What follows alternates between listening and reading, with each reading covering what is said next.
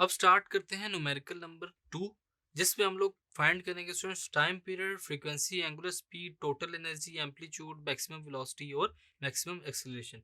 हम देखते हैं कि इन तमाम फैक्टर्स को किस तरह हम लोग बाय यूजिंग फार्मूलाज फाइंड कर सकते हैं। Problem number 2 is a body of mass 0.025 kg attached to a spring is displaced to a 0.10 meter to the right of mean position. If the spring constant of spring is 0.4 Newton per meter and its velocity at the end of this displacement be 0.4 metre पर second, तो हम लोग क्या calculate करेंगे? Time period, frequency, angular speed, total energy, amplitude of its motion, maximum velocity और maximum acceleration. Given data है हमारे पास mass of the body m which is 0.025 kg, displacement है हमारे पास x will be equal to 0.10 metre, spring constant है k which is 0.4 newton पर metre, velocity v given है हमारे पास 0.4 मीटर पर सेकेंड। हम लोगों ने ये तमाम चीजें फाइंड करनी है बाय यूजिंग डिफरेंट फार्मूलाज। तो सॉल्यूशन देखते हैं हम लोग सबसे पहले। As time period of mass spring system, time period of mass spring system क्या है? टाइम पीरियड हमारे पास t is equal to 2 pi under root M over K, यह है हमारे पास टाइम पीरियड। पुटिंग वैल्यूज, इसमें हम लोग क्या करेंगे? सिंपल वैल्यूज को पुट करेंगे। Putting values we get, values को पुट करेंगे स्टूडेंट्स हम लोग। t will be equal to 2 multiply by pi की वैल्यू है 3.14 अंडर रूट, मैस की वैल्यू को पुट करेंगे 0.025 kg मैस है हमारे पास, डिवाइडेड बाय 0.4 न्यूटन पर मीटर के की वैल्यू। इसको सॉल्व करेंगे तो क्या आएगा हमारे पास? 6.28 मल्टीप्लाई बाय 0.25 सेकेंड्स, जो कि टाइम की वैल्यू है। सो टाइम पीरियड विल बी, इसको फर्दर सॉल्व करेंगे, टाइम पीरियड क्या होगा हमारे पास? 1.57 सेकेंड्स, ये है हमारे पास टाइम पीरियड। अब इसके बाद हम लोग देखेंगे फ्रीक्वेंसी। फ्रीक्वेंसी एफ किसके इक्वल होता है स्टूडेंट्स? हमारे पास 1 आवर टी, जो कि टाइम पीरियड है।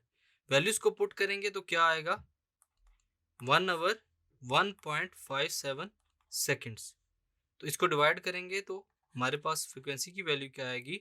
0.638 पर second. So frequency will be 0.638 cycles पर सेकेंड, यह है हमारे पास फ्रीक्वेंसी। अब देखेंगे relation between time period and angular frequency. Relation between time period t and angular frequency omega.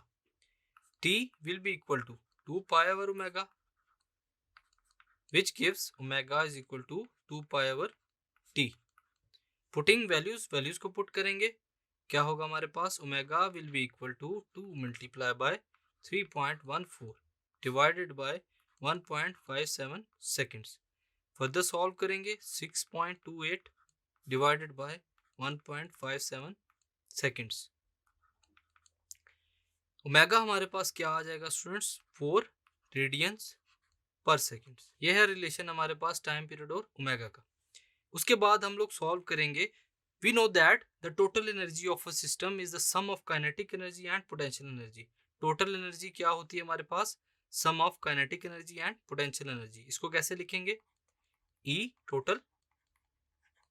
Total energy equal to kinetic energy plus potential energy. So E total हमारे पास क्या हो जाएगा जब हम वैल्यूज को पुट करेंगे? Half M V square plus half K X का स्क्वेयर।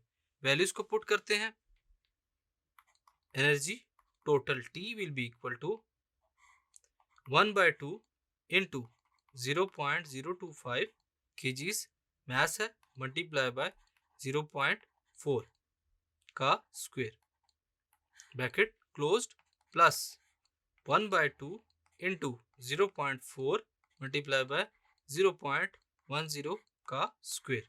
वैल्यूज को पुट कर दिया। उसके बाद मजीद इसको फर्दर सॉल्व करेंगे तो E total will be equal to 0.002 kilogram metre square per second square plus 0.002 kilogram metre square per second का square.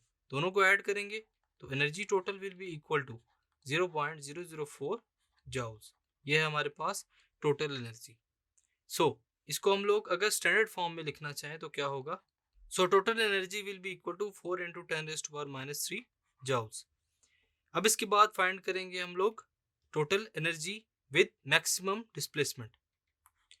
We can also write total energy E total will be equal to 1/2 kx nought का square. kx nought क्या है हमारे पास, amplitude या maximum displacement.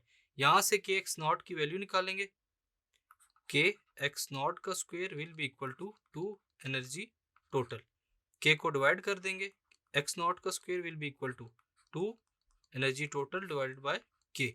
Putting values we get, values को put करेंगे, x naught का square will be equal to 2 multiply by 4 multiply by 10⁻³ joules whole divided by 0.4 Newton per meter, which is equal to 2 multiplied by 10⁻² meter square।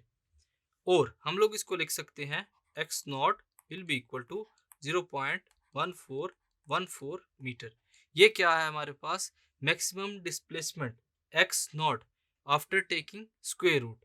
अब इसके बाद हम लोग क्या करेंगे स्टूडेंट्स, जो हमारे पास 6th वन है वो क्या है, मैक्सिमम वेलोसिटी। मैक्सिमम वेलोसिटी क्या होती है हमारे पास, v max which is equal to omega x naught, जो कि किस पे डिपेंड कर रही होती है, एंगुलर फ्रीक्वेंसी ओमेगा और x नॉट मैक्सिमम डिस्प्लेसमेंट। इसके अंदर हम लोग वैल्यूज को पुट करेंगे simple, v max will be equal to 4 radian per second जो हम लोगों ने पहले निकाली थी, मल्टीप्लाई बाय 0.1414 जो कि वैल्यू है किसकी, ओमेगा की।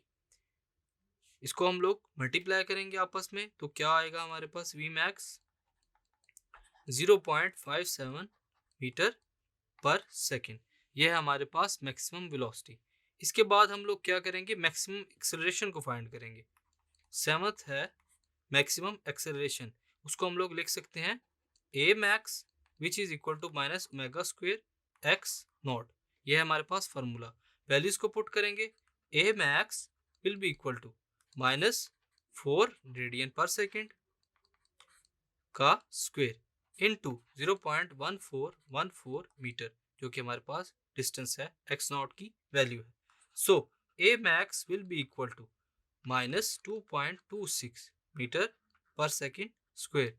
क्योंकि हमारे पास फार्मूले में माइनस था तो आंसर के साथ भी माइनस होगा। सो स्टूडेंट्स, इस न्यूमेरिकल में हम लोगों ने तमाम टर्मिनोलॉजीज को, तमाम फैक्टर्स को इजीली फाइंड कर लिया। Thank you.